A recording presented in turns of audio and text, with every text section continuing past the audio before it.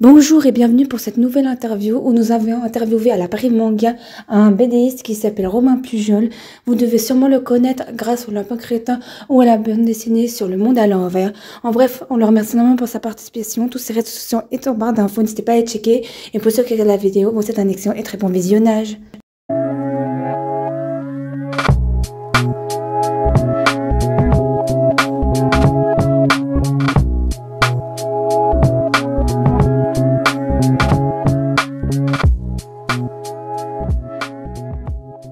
Alors moi c'est Romain Pujol, je suis auteur de bande dessinée depuis juin 2012 officiellement. J'ai commencé avec les Lapins Crétins, c'était ma première BD dessinée. J'ai fait tous les dessins, je travaillais avec un scénariste qui s'appelle Titop. Et après j'ai créé mes autres séries en parallèle. Donc il y a pas mal de petites choses, il y a Avni, Apocalypse, je travaille un peu sur du kick paddle, à l'envers aussi, je travaille avec des youtubeurs, donc à chaque fois c'est assez diversifié. Et voilà, l'idée c'est de m'amuser dans ce métier, de faire tantôt du dessin, tantôt du scénario. Même j'ai fait récemment un jeu de société qui s'appelle Unlock. J'ai participé à une petite aventure de jeu de cartes en fait, avec des énigmes. Donc voilà, c'est le but, c'est de m'amuser un max. Comment tes passions artistiques sont-elles venues? Les as-tu toujours eues? Au niveau de la passion artistique, c'est quelque chose qui, je pense, propre à chacun, mais moi, j'ai toujours plus ou moins dessiné, j'ai jamais lâché.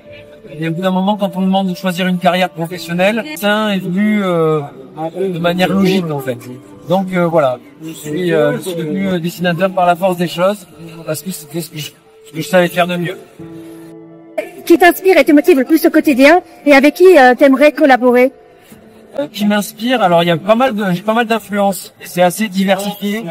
Ça peut être dans la BD, dans le comics, dans le manga, même dans les jeux vidéo, ça m'inspire beaucoup. Parmi les auteurs qui m'ont bien inspiré, qui m'ont donné envie de faire ce métier, il y a l'auteur de Garfield qui s'appelle Chip Davis. Il y a aussi l'auteur des Simpsons qui s'appelle Matt Groening. Dans les auteurs BD, il y a toute une génération qui travaille dans le magazine Show, qui était le journal de Titeuf. Donc le journal de Titeuf, c'est dessinateur, c'est années 2000, on va dire. Donc il y a un auteur qui s'appelle Thébo, T-E-B-O, qui fait Captain Biceps, qui fait Raoul, il fait pas mal.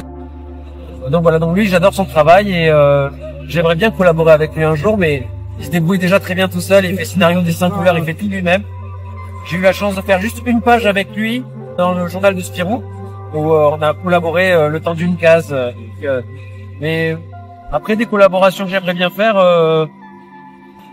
pour l'instant j'ai la chance de rencontrer les auteurs que j'aimais et ça se fait un peu de manière simple et facile. Donc je cherche pas absolument ça, je cherche juste à m'amuser. On a vu que tu as eu des réseaux sociaux, alors on aimerait savoir pourquoi tu as partagé ta passion sur les réseaux sociaux. Parce que c'est une passion et que j'ai envie de la partager, de la montrer, donc ça s'est fait pareil, de la même manière, ça s'est fait naturellement. J'ai même commencé avec des blogs BD, donc je partageais mon travail sur internet et c'est ce qui m'a permis de me faire connaître. Donc à partir de là, maintenant si on n'a pas une existence sur internet, on est très vite invisibilisé et donc pour se faire connaître, c'est pas possible. C'est très important d'être sur internet, de partager son travail, partager sa passion, de se créer un réseau. Comme tu nous as dit, tu as fait les Lapins Crétins, tu as travaillé dessus. Pourrais-tu nous en dire plus? Comment tu en es arrivé à les faire? Moi, je suis pas l'auteur du personnage, donc c'est un personnage de jeu vidéo qui existait déjà quand j'étais au lycée, donc ça date. Et en fait, comme j'avais cette visibilité sur internet, j'ai été recruté,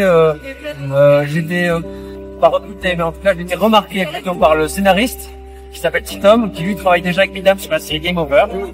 Il m'a proposé une série qui avait rien à voir avec les Lapins Crétins. On a travaillé ensemble pendant un moment et lui a eu l'opportunité de faire les Lapins Crétins. Donc à partir de là, comme j'ai signé pour lui, je lui ai dit si tu veux, moi je t'aide, on fait un test, on fait ensemble. Et en fait, on a été pris tous les deux. Je me suis retrouvé à travailler sur les Lapins Crétins un peu par hasard. Voilà.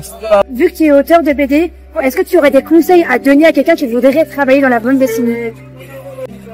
Déjà, c'est un métier qui est difficile, donc il faut s'accrocher. On n'en vit pas correctement. Donc, faut déjà vraiment vouloir faire ce métier. Donc ça, c'est important. Vouloir faire ce métier et ensuite pour trouver des astuces. C'est un peu déjà ce que je viens de dire, c'est-à-dire être présent sur internet, montrer son travail, se créer un réseau, parler aux auteurs qu'on aime bien. On est tous les auteurs, la plupart sont sur internet. Donc c'est assez facile d'aller leur poser des questions.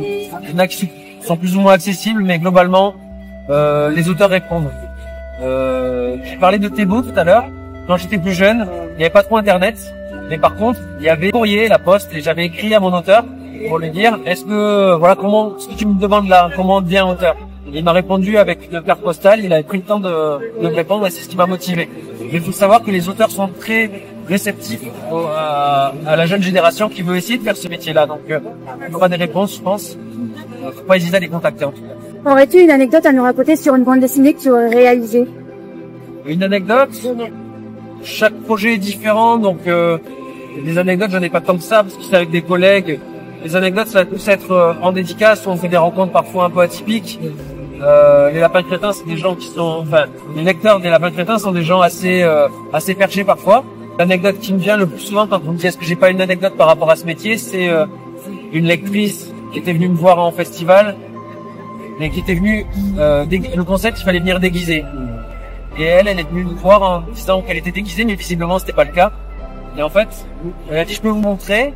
Elle s'est retournée, elle nous a montré ses fesses avec un string rose fluo, et elle poussait des cris de lapin crétin. C'est la seule anecdote un peu bizarre et un peu insolite que j'ai avec les lecteurs.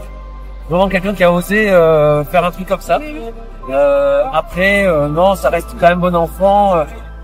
Il y a de bons délires avec tous les co-auteurs, donc ça se passe bien en général. Pourrais-tu décrire ton style de dessin en 3 mots si possible? Jeunesse, tout public. Je dois définir mon dessin précisément. Alors dans les lapins crétins, c'est pas très représentatif, mais ce que je fais, il y a beaucoup plus de souplesse, plus d'arrondi. On est plus proche des cartoons un peu américains rétro que cartoons gros yeux, un peu comme Garfield. On est sur un truc un peu retour en arrière.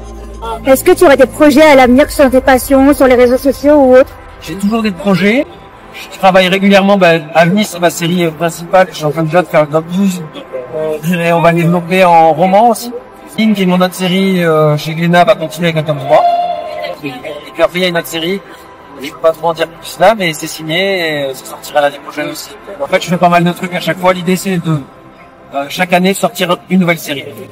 Vu que tu es auteur de BD, comment tu fais pour toujours te renouveler, toujours trouver des histoires ou des styles différents à chaque fois? Après, c'est un travail, c'est un métier à part entière. Donc, une fois qu'on a chopé la mécanique, trouver de nouvelles histoires, ça se fait assez simplement. Il faut juste s'entraîner, vraiment. Comprendre les mécaniques d'écriture. Dans tous les scénarios, il y a des techniques. Il faut vraiment placer un élément, perturber, moi, j'aime bien dans mes séries, par exemple, le héros lui donner une spécificité, une force, tout détruire pour le rendre plus fort par la suite. Donc ça, c'est des techniques d'écriture qui se font. Et puis voilà, c'est un élément qui est réutilisé à la fin, des petites choses comme ça, des techniques toutes bêtes, mais une fois qu'on a la mécanique, c'est assez simple. Et pour finir, est-ce que tu aurais quelque chose d'artistique à nous recommander d'aller voir? Moi, j'aime pas mal de choses. J'aime bien tout ce qui est issu aussi de films et du cinéma. Il y a un auteur qui s'appelle Durieux, qui fait des affiches de films emblématiques. Et son travail, ça consiste juste à les reprendre, à proposer une affiche qui résume le film, en gros, quoi. Mais je trouve qu'il a un style graphique qui est assez, qui a beaucoup de punch, mais qui résume très bien l'esprit du film. Donc voilà, je suis plus en train de regarder donc des illustrations, vraiment des bandes dessinées à recommander. En ce moment, voilà, je m'intéresse plus au graphisme qu'à la BD en général, quoi. Ok, c'était tout pour les questions. Merci beaucoup. C'est moi, merci. Cette interview est terminée, on espère qu'elle vous aura plu, n'hésitez pas à nous faire savoir, n'hésitez pas aussi à nous dire quel prochain artiste qu'on interview, et sur ce on se dit à la prochaine pour du futur contenu et vidéos artistiques.